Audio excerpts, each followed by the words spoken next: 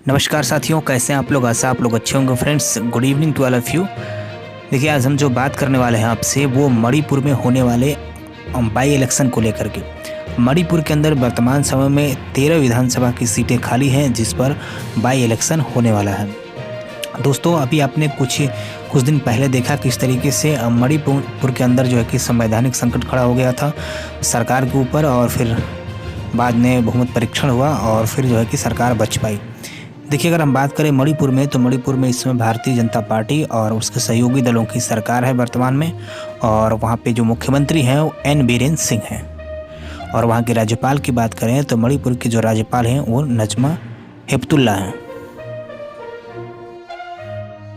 हम आपको बता देते हैं पहले 2017 के रिजल्ट के बारे में। देखिए, 2017 में जो विधानसभा का चुनाव हुआ उसमें सबसे बड़ी पार्टी बनी थी कांग्रेस पार्टी। कांग्रेस को 28 सीटें, भारतीय जनता पार्टी को 21 सीटें मिली। बीजेपी दूसरे नंबर पर थी। ऑल इंडिया तृणमूल कांग्रेस को 1 सीट, नागा पीपुल्स फ्रंट को 4 सीट, लोक जनशक्ति पार्टी को 1 सीट, नेशनल पीपुल्स पार्टी को 4 सीट और 1 सीट जो है कि निर्दलीय के खाते में गई थी। तो चलिए फिर आपको बता देते हैं समीकरण क्या बना। 28 सीटें होने के बावजूद जो है कि केवल पूर्ण बहुमत के लिए 3 सीटों की आवश्यकता थी कांग्रेस पार्टी को, लेकिन कांग्रेस 3 सीटों का जुगाड़ नहीं कर पाई, इसलिए कांग्रेस की सत्ता नहीं बन पाई। और भारतीय जनता पार्टी ने all India Trinamool Congress, Naga people's front, Lok Janshakti party, national people's party और इंडिपेंडेंट सभी को मिला करके अपना वहाँ पे सरकार बना लिया, और इस तरीके से बीजेपी की सरकार बनी और एन बीरेन सिंह वहाँ पे मुख्यमंत्री बने। यानी कांग्रेस बड़ी पार्टी होने के बाद भी सरकार वहां नहीं बना पाई। भारतीय जनता पार्टी की सरकार बनने के बाद कांग्रेस के कई विधायक टूट करके भारतीय जनता पार्टी में शामिल हो गए, जिसके कारण दल बदल कानून लागू हुआ और उनकी सीटें खाली हुई। इसी तरीके से अभी कुछ दिन पहले भारतीय जनता पार्टी के भी 3 विधायक टूट करके जो है कि कांग्रेस पार्टी में आ गए, और इसलिए उनके ऊपर भी दल बदल कानून लागू हुआ और उनकी भी सीटें खाली हो गई। तो उन्हीं कुल मिलाकर 13 सीटें खाली है और उन्हीं 13 सीटों पर उपचुनाव होना है। इन 13 सीटों में अगर बात करें तो 10 सीटें कांग्रेस पार्टी के खाते में पहले थीं और 3 सीटें भारतीय जनता पार्टी के खाते में पहले थी। यानी इन 13 सीटों में 10 सीट पर कांग्रेस का कब्जा था और बीजेपी का 3 सीटों पर कब्जा था। विधानसभा का वर्तमान स्वरूप देखें तो वर्तमान में विधानसभा में 47 सदस्य यानी 47 सदस्य हैं, और 47 सदस्यों के हिसाब से अगर हम पूर्ण बहुमत की बात करें तो पूर्ण बहुमत के लिए केवल 24 मेंबर्स की आवश्यकता होगी किसी भी पार्टी को। तो 24 मेंबर्स अभी भारतीय जनता पार्टी यानी उनका जो गठबंधन है उनके पास वर्तमान में है। देखिए, वर्तमान में बीजेपी के पास 18 सीटें हैं। एनपीपी ये भी बीजेपी के साथ है, इसके पास 4 सीटें। एनपीएफ बीजेपी के साथ है, इसके पास भी 4 सीटें। एलजेपी भी बीजेपी के साथ है, इसके पास 1 सीट है। और एक तृणमूल कांग्रेस का विधायक है, वो भी बीजेपी के साथ चला गया है। और इंडिपेंडेंट यानी स्वतंत्र विधायक जो है कि 2 हैं। तो ये सभी मिला के भारतीय जनता पार्टी के साथ हैं, और इस तरीके से बीजेपी के पास अभी जो है कि काफ़ी पूर्ण बहुमत से ज़्यादा सीटें हैं। वही हम कांग्रेस पार्टी की बात करें तो कांग्रेस पार्टी के पास वर्तमान में केवल 17 सीटें हैं, यानी कांग्रेस पास अभी 17 सीटें हैं वर्तमान में। अगर हम भारतीय जनता पार्टी और उसके पूरे गठबंधन को देखें, यानी एनडीए गठबंधन को अगर देखें, तो यहाँ पे इनके पास जो सीटें हैं वो 30 यानी 30 सीटें हैं।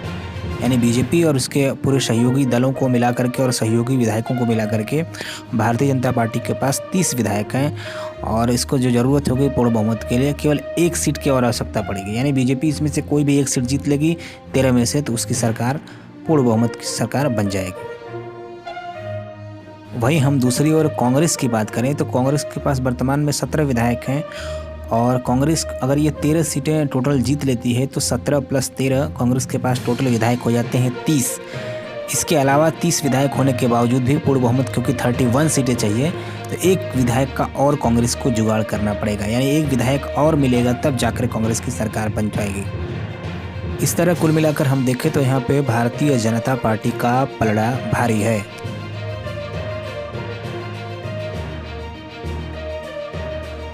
चलिए, इस चुनाव के अब आपको बताते हैं कि इस 13 सीटों में कौन सी पार्टी को कितनी सीटें मिल सकती हैं। लेकिन ये बताने से पहले हम कंडीशन नंबर 1 पे चर्चा करेंगे, उसके बाद कंडीशन नंबर 2 पे। कंडीशन 1 ये है कि क्या ये तीनों पार्टियां यानी एनपीपी, बीजेपी और एनपीएफ एक साथ गठबंधन करके चुनाव लड़ेंगे। यदि ये तीनों एक साथ गठबंधन करके लड़ती हैं, Naga people's front, national people party और भारतीय जनता पार्टी, अगर ये तीनों एक साथ लड़ती हैं गठबंधन करके तो इनको फ़ायदा होगा। इस स्थिति में ये तीनों मिल करके जो है कि 8 सीटें जीत सकती हैं 13 में से। और वहीं हम बात करें कांग्रेस पार्टी की, तो कांग्रेस पार्टी अगर अकेले चुनाव में जाएगी तो कांग्रेस पार्टी को यहाँ पे 5 सीटें मिल सकती है। यानी जब ये गठबंधन बन जाता है एनपीपी का, एनपीएफ का और बीजेपी का, और कांग्रेस अकेले लड़ती है, तो ऐसी स्थिति में 8 सीटें जो है कि इस गठबंधन के पास जाता है और 5 सीटें जो है कि कांग्रेस पार्टी के पास जाता है।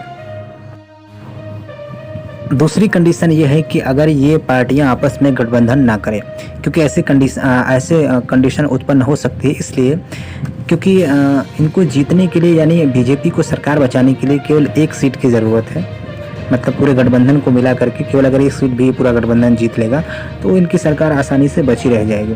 तो ऐसी स्थिति में क्या होगा कि हो सकता है सभी पार्टियां अकेले चुनाव में अपने व्यक्तिगत हित को देखते हुए जाएं, क्योंकि कई ऐसी सीटें हैं जहां बीजेपी और एनपीपी में सीधे टक्कर है, कांग्रेस का तीसरा स्थान है। कई ऐसी सीटें हैं जहाँ बीजेपी और एनपीएफ का सीधे टक्कर हुआ था, पिछली बार कांग्रेस तीसरे स्थान पर थी। तो ऐसी स्थिति में ये लोग अकेले अगर चुनाव लड़ते हैं तो यहाँ पर कांग्रेस पार्टी को सीधा फ़ायदा होगा और कांग्रेस पार्टी को सीधे जो है कि 13 में से 10 सीटें यानी 10 सीटें मिल सकती हैं। वहीं बीजेपी को यहाँ पे 3 सीटें मिल सकती हैं और बाकी को एनपीपी को कोई सीट नहीं और एनपीएफ को भी कोई सीट नहीं। यानी अगर अकेले सभी चुनाव लड़ते हैं तो यहाँ पे कांग्रेस सबसे बड़ी पार्टी 10 सीटें, बीजेपी को 3, एनपीपी को 0 और एनपीएफ को 0। ये स्थिति यहाँ पे बनती हुई दिखाई दे रही है।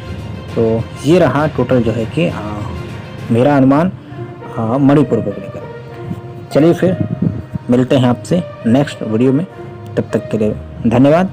डिस्क्रिप्शन में जाइए, बहुत सारे हमने वीडियो दिए हैं, उनके लिंक दिए हैं, आप जाकर उसको देख सकते हैं। और हाँ, वीडियो को लाइक करिए, अगर चैनल पर आप नए हैं तो चैनल को सब्सक्राइब करिए। Thank you.